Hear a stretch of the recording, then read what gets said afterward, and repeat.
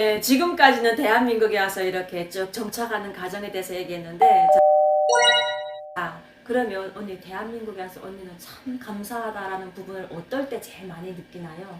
모든 것이 감사하죠.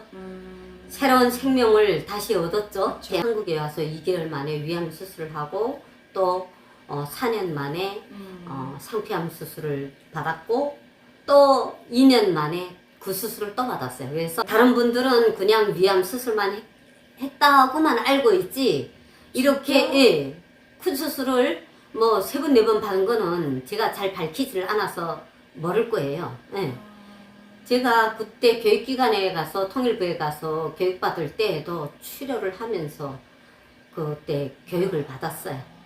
2개월 동안 왔다 갔다 하는데 얼굴이 새까맣게 죽고 하도 치료를 해서 그때 수술하고 다녔을 때 한국에 아니었으면 죽었겠다. 북한에선 또 환자들한테 암이라고는 얘기 안 하고 우린 그냥 까르치노마 이렇게 얘기하는데 그 암을 무려 3번이나 수술을 그렇게 했어요. 한다는 게 북한에서는 웬만하지 않으면 죽죠, 이게 죽죠. 예, 또 장비도 없지만 없지. 거기에 합당하게 치료할 수 있는 약물이 없으니까 약물도 정말 없고 언니는 대한민국 약물도 없고 다 이제 시장에서 중국에서 유통되는 그런 약 외에는 그 검증도 안 되는 그런 약 외에는 쓸 수가 없잖아요. 대한민국. 그러니까 이 대한민국에 와서 대한민국이 품에 안겨서 새로운 제2의 인생을 얻었고 또 노후주의 또 새로운 인생이 시작된 출발점이기도 하고 그 모든 것이 감사하고 내 부모님이 그 생명을 낳아주셨지만 제2의 생명은 대한민국에서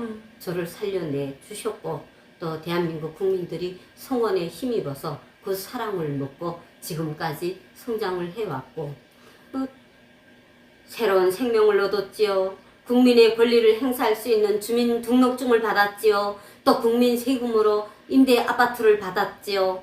이게 뭐든지 예, 건강만 하면 뭐든지 할 수 있는 그런 능력이 되는데 이제 육체적으로 건강이 따라주지 않다니까 내가 과연 이 땅에서 대한민국을 위해서 할 수 있는 일이 과연 무엇일까 이 생각을 했어요. 그러다가 그 저희 집 앞에 이제 미장원에 언니들이 한번 나와보라고 해가지고 나갔었는데 어떻게 돼서 탈북하게 됐냐, 왜 자식은 두고 왔냐, 처음에는 그게 상처가 됐었어요. 그런데 그분들이 입장에서 생각을 해보니까 그분들은 북한에 대해서 궁금할 따름이죠. 궁금해서 내한테 물어본 건데 저한테는 그게 저희 가슴에 비수처럼 꽂히는 거였어요. 왜냐면 어린 5살짜리 아들을 두고 왔죠.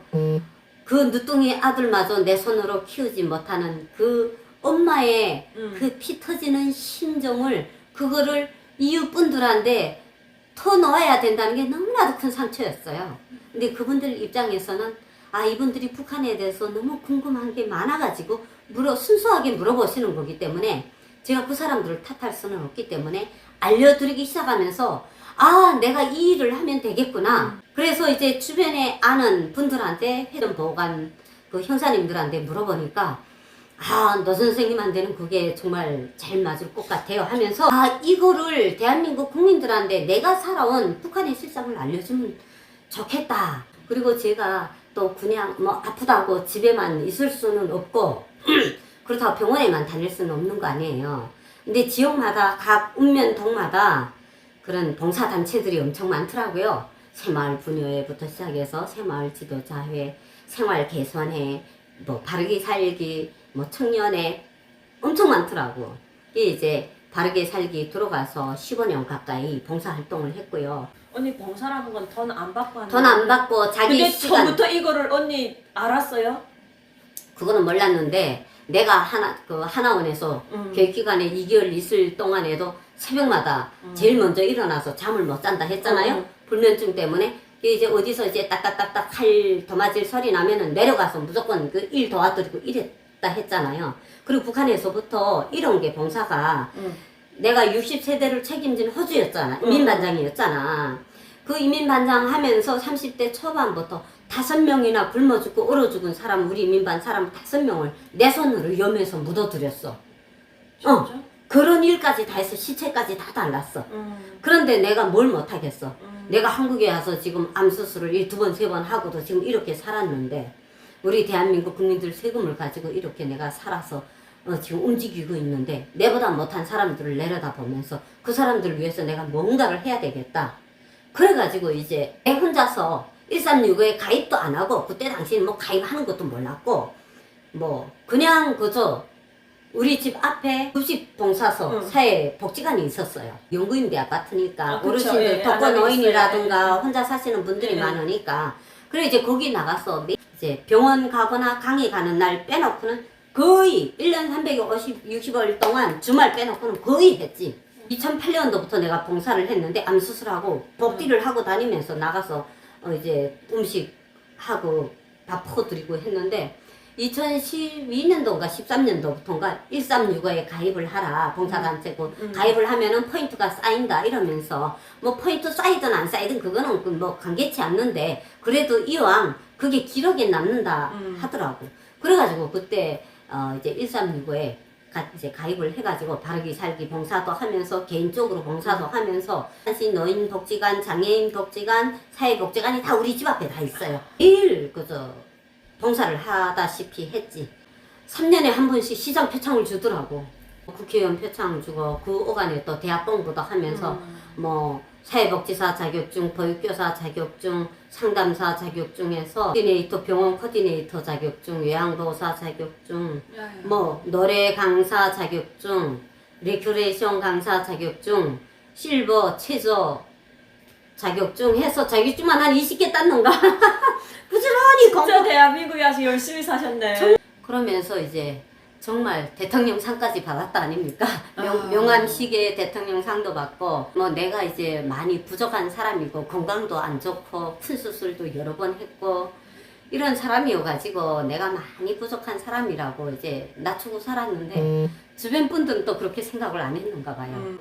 병마의 싸움을 혼자서 다 이겨내고 자신과의 싸움이나 마찬가지인데 그걸 이겨내고 당당하게 이렇게 예쁘게 살아가는 모습이 너무 좋다고 주변에서 이제 혼사 짜리가 엄청 많이 들어왔었어요.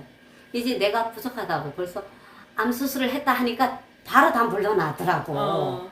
근데 이 사람은 이제 다 지인분들을 통해서 만났는데 내가 이제 많이 부족한 사람이라고 이제 얘기를 던지니까 평생 살아가면서 사람이 안 아프고 사는 사람 어디 있습니까? 이제 교제를 해보다가 제가 나쁜 사람은 아니니까 교제를 해보다가 정 이 사람이 아니다 싶으면 그때 헤어지자면 제가 아무 미련 없이 헤어져 줄 테니까 왜 시도도 안 해보고 교제를 안 하려고 합니까? 하면서 이 사람이 적극적으로 구애를 하는 거예요. 한 7개월 정도를 밀어냈어요. 솔직히 내가 많이 부족하고 이분은 이제 여기 남한분인데 사람이 마인드가 너무 좋더라고. 회사에서도 이제 책임을 맡고 있는 분이고 이제 관리자로 있기 때문에 사람이 성실하고 그래가지고 이제 한 7개월 정도 두고 보다가 제가 어느 때 내가 이 사람한테 마음이 갔냐면 11시 반에 일이 끝나가지고 자기가 일이 끝나가지고 전화가 왔는 거예요.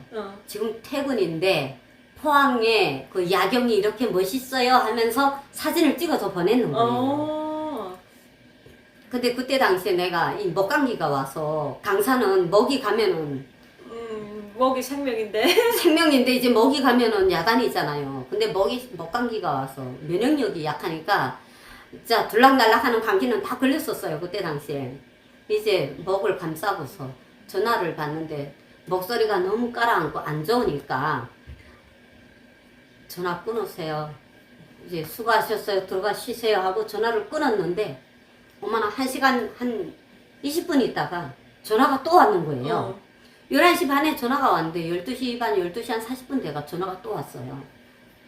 그래가지고 왜 안 쉬고 또 전화를 하셨냐고. 그때 당시에 우리 집이 어딘지도 몰랐지. 주소도 몰랐지. 근데 집 앞이라는 거예요. 어떻게 알았지? 우리 집을 어떻게 알고 오셨어요? 정말이냐고. 난 놀리는 줄 알았지. 어떻게 알고 오셨냐고 하니까 다 아는 방법이 있어요. 빨리 문 열어요. 문을 두드리면 옆집에 벨소리 때문에 옆집에서 깰까봐 전화로 지금 하는 거예요. 복도에서.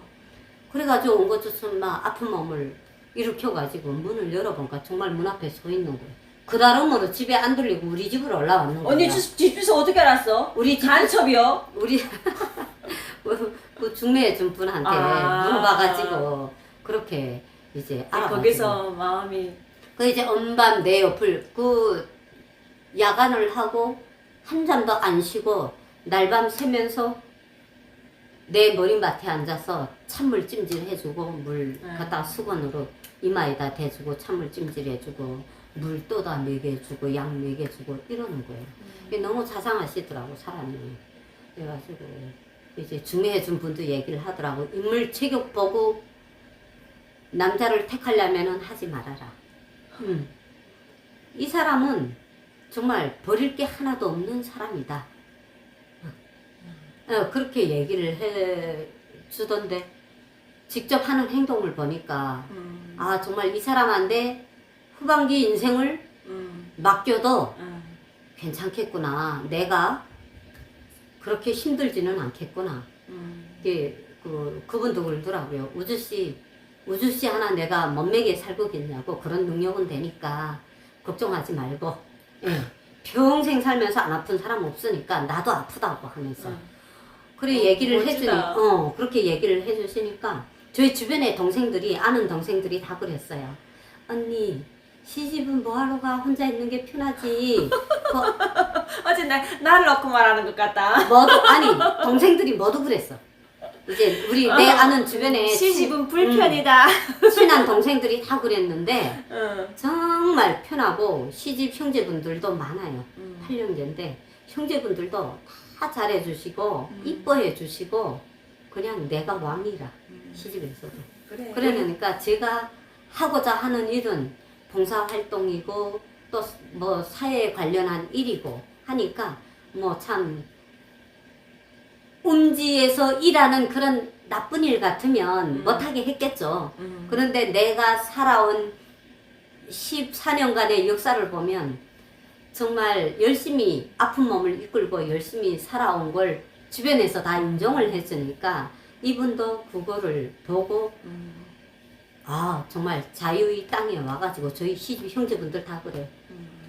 자유의 땅에 와서 자네 하고 싶은 거 다 하고 살아라고.